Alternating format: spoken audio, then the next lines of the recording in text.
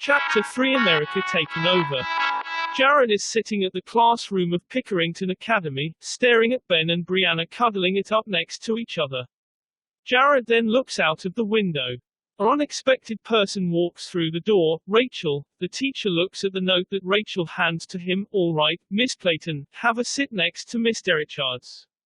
Richards, raise your hand. Jared slightly raise his hand. Rachel starts walking towards Jared. She nods at Ben and Ben nods back. What the hell are you doing here?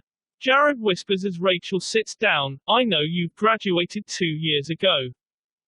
Just need to get some more credits. I mean, I'm a receptionist for some kids that are still in high school, Rachel says. Jared rolls his eyes, not believing the story. Is there a problem, Richards, Clayton? No problem, Jared says. All right, Jared. What makes a democracy? The teacher asks.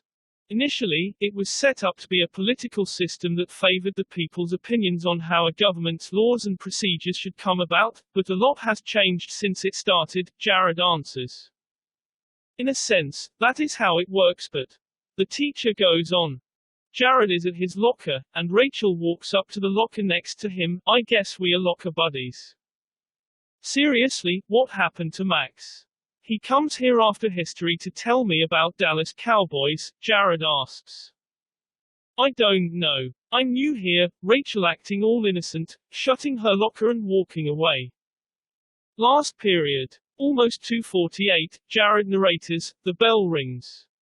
Jared walks up to his fine automobile, 2011 F-150 SVT Raptor, and his phone rings. Hello, Jared says. Hey, I was wondering if you could go to the CVS and pick up your grandmother's prescription, Mom says, calling from the bedding factory. Jared gets into his car. Yeah, no problem.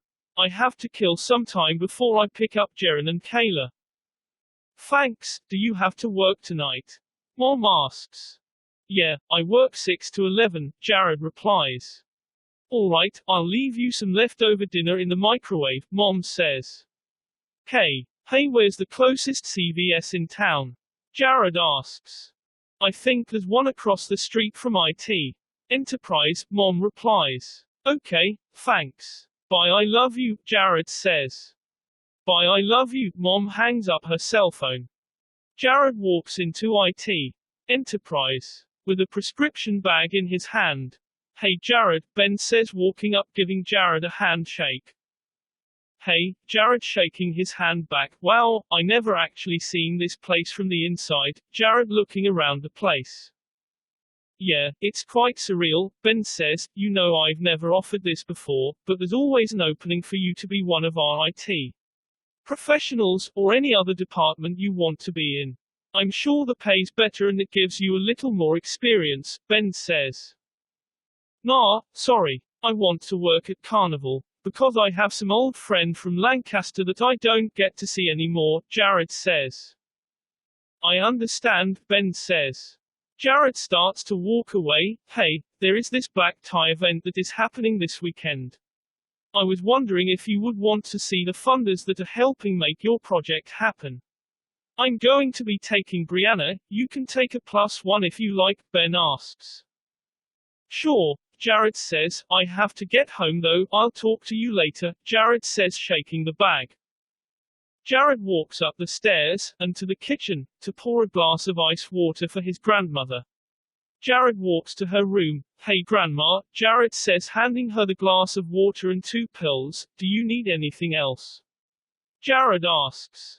No, she says in a monotone voice. Actually yes, could you slice me up some tomatoes in 4s, and sprinkle some salt on it? Thanks Henry, Grandma says as Jared walks through the door. Jared has his uniform on, narrates this while he is chopping up some tomatoes. Henry was my grandfather. He divorced my grandma when she was 35, I think. I really don't know what to do. It seems impossible to help her and all we can do is make her comfortable till she dies, Jared says as he sprinkles the salt on it. Here you are, Jared says, handing the tomatoes to his grandmother. The doorbell rings. Hi, I'm from hospice. I'm here for Barbara Wilson, the hospice lady says. Come right in. The two walking down the stairs. She should be asleep. Right after she eats her tomatoes, she goes right to sleep. Jared says to the lady when they reach the top, I was wondering if it would be okay if I go pick up my brother and sister from school, Sharon. My parents should be home in about 15 minutes, Jared asks. Sure, that should be no problem, the hospice lady reassures him. Jared gets into the car. Where's Kayla? Jared asks.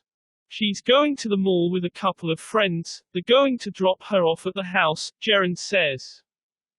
All right, Jared says. They start driving. Jared sits down his bags. So I've been meaning to ask you this. Did you used to date the daughter of the guy that owns Carnville? Jared says, opening up a Gatorade. Jared give him a weird look. I overheard you and Gavin talking on the phone while I was getting ready for school, Jared says.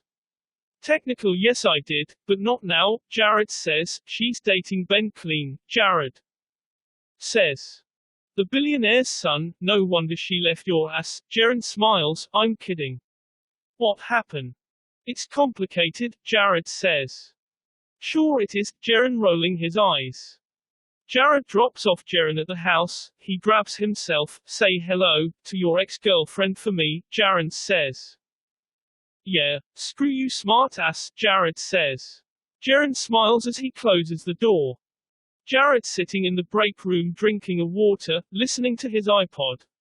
Someone walks up, camera doesn't show her face, till she sits down in front of Jared, and sits down across from Jared. Who else than Rachel? Alright, now this is getting a little pathetic. I'm flattered that you're obsessed with me, but you don't have to work with me, Jared says. Ha.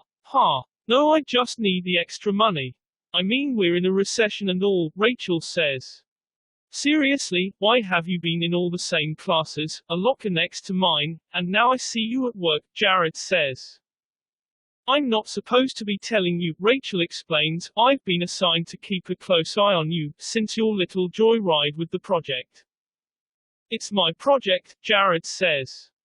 Not according to the board that funded it, Rachel says, so you better get used to seeing this pretty face, because it's not going anywhere for a while. Rachel pauses for a bit. Why did you use the machine? Rachel asks. It doesn't matter anymore, what's done is done, Jared says. Well, I'll see you down there. Jared is walking down from the break room and runs into Brianna and Megan. Hey, Brianna says to Jared. Hi, Jared acting subtle. So I will see you at the black tie event with Ben this weekend, Brianna says. Wouldn't miss it, Jared says. Jared starts to walk away, and Brianna tries to walk up to the break room and the two kind of get into each other. They smile and they figure it out and move on to where they wanted to go. Jared is scanning for a customer and see Brianna and smiles. She smiles back. Will that be all for you? The customer shakes her head. That will be $54.83. Rachel's bagging for him and notices the look between the two. Jared helps out on bagging and starts to scan the next order.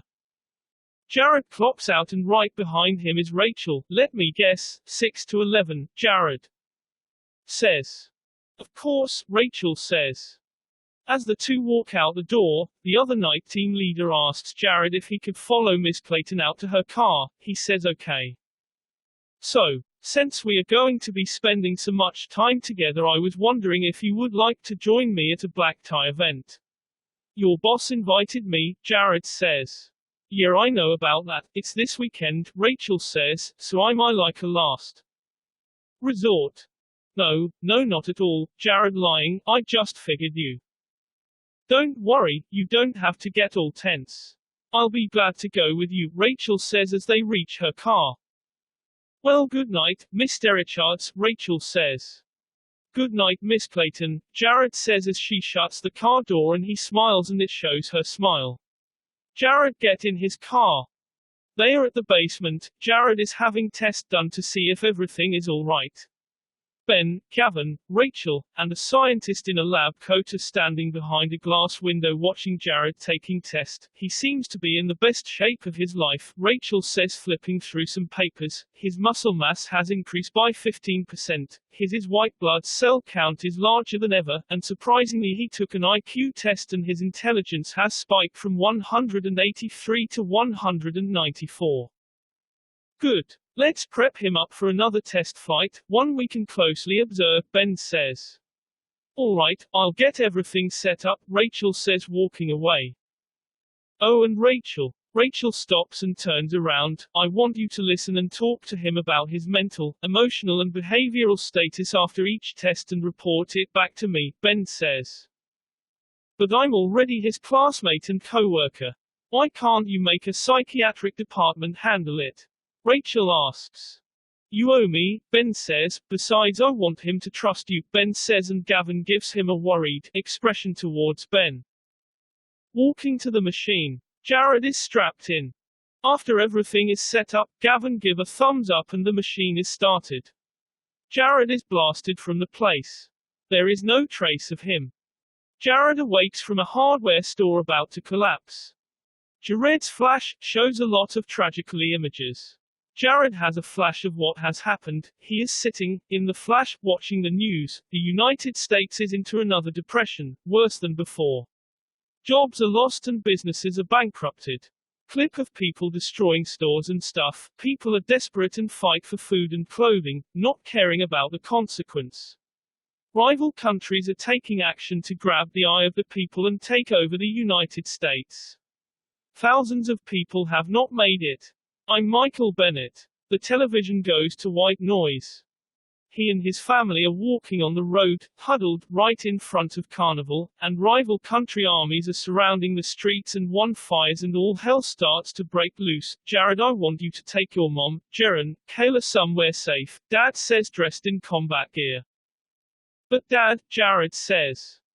Jared, just do it, Dad says with a serious rage expression. Dad starts to fight, and Jared leads them toward the hardware store. An enemy army guy follows them. They are almost inside, and shoots their mother, who was the last behind. Kayla screams. Jaren and Kayla run towards their mother. Jared notices and sprints as well. The army guy throws a grenade and a blast kills the three and blasts Jared into the hardware store. He gets a bloody noise from the stress. Things keep falling and Jared hurry-ups and to get out of there. The place collapses when he walks out. He notices that he is at the place, the plaza. Almost everything is ruined. Carnival is half gone, the paint is faded, and it seems to be a ghost town. He walks towards Carnival holding his arm. It's wounded. As he walks towards there, two jets fall in low and start shooting at him. Jared sprints towards the door. He is almost to the door. A jet shoots a missile at Jared. Jared jumps and the force of the missile pushes Jared in the building, throwing him against the wall. Target acquired, the guy from the jet says. Fall back to base. The two jets leave. Jared stumbles up and puts his dislocated shoulder back into place. He also all scraped up. Jared limbs around the store. 4.79 for a pack of M&Ms, Jared says to himself as he picks up the pack of peanut M&Ms. Walks some more around the store, saying, is there anybody out there? And looking at some more of the products. He walks through the animal food aisle and notices a popcorn on the shelf and picks it up and looks at it. Then as he puts it back and looks up a little, he notices a small boy is sitting there behind the cat food, slowly creeping his head forward, and Jared falls back saying, what the hell? Soon a swarm of people come out from all over. A man with a gun bashes Jared in the head. Jared is awakened and tied up. He struggles for a bit before a man that bashes him with the gun walks into the room, along with Brett. State your name, the man with the gun asks in an intimidating voice. Jared Richards, Jared says. It can't be, Brett says to himself. Another man walks into the room. We have two more intruders. Brett, Jared says. Untie him, Brett says to the guy with gun. But he could be one of them, the man says. Brett give him a look and the man unties Jared. Jared rubs his hands. We could use his help. Four men are on top of the shelves jumping from shelf to shelf. Jared, Brett, and a few other men walk out of the back. Two gunmen are walking down an aisle with guns, the four men are on each side of the aisle. Jared, Brett, and the few others walk in front of the aisle, the gunmen immediately straighten the guns and Jared, Brett, and the others raise their hands. The four men pull out the knives from the sheath, and swarm the two from the shelves and knife them. They are back in the other room. So where have you been? Brett says, drinking a soda. I woke up from that hardware store in the plaza, Jared says, and I had the most vivid dream about America being taken over. It's true, Brett reassures him, but not for long. What do you mean? Jared says. Well, we have a politician that has figured a foolproof plan to change how things are, Brett explains. A woman walks into the room and offers canned food and drinks. You hungry? Jared shakes his head. Yes, well, as I was saying, all we need to do is get him at the podium where the leader gives his daily demands. If we could get him up there and grab the people of the United States, there is a chance. It's kinda of funny, wanting help from a politician. Brett says. They eat out of the cans, so how long have you been out there? Brett says. I don't know, Jared says. Must have been days, because I was at work when everything happened. And I've been here for 2 weeks, Brett says. So how can you be so certain that this politician is able to do all this, Jared says. I can't, but it's all I can hope for, Brett says. Jared takes a drink. All right, I'm in. When do we start? Jared says. He does his announce at 8:35 a.m. every morning, like clockwork. The people of his country are followers of the leader. I figure if we kill him, his army will be harmless, Brett says. All right. Hey, where's Megan? Jared asks. Brett pauses for a bit. She was outside doing carts. I ran outside after I found out what was happening, but... Brett says. Sorry to hear that, Jared says and pauses for a bit. What about Brianna? Brianna. Yeah, she been nursing the wounded, Brett says. Actually, you should go see her for your arm doesn't look so good, Brett says. She right up the stairs. Hey, Jared says. Hey, Brianna says with enthusiasm, let me take a look at that. I didn't know that you stitch, Jared says. Yeah, I took med. Tech. In school, Brianna says. Are you alright? Jared says. Yeah, everything considering, my dad was upstairs working when everything happened, so we're safe, Brianna says. What about you? I saw my mom get shot and my brother and sister be blown up by a grenade, Jared says casual. Not to be rude or anything, but you don't seem that upset, Brianna. Jared narrates. The truth is I should be more upset of the fact that I saw my whole family die, but none of this is real. Well, not real to me. I'm going to be jumping back, I hope. It's the only thing that's keeping me from breaking down. I know, it must be because everything is so overwhelming, Jared lies. Yeah, I know what you mean, Brianna says, stitching up the last part. There. You know, I never got to thank you for rescuing me at Jesse's party, Brianna says. I've never got the chance because you moved away, Brianna says, rubbing Jared's arm and going in for a kiss. The two pause for a bit and go in for a kiss, then the two move their heads back for a bit and then go in for an even bigger kiss. Brianna, Jared, you two should get some shut-eye.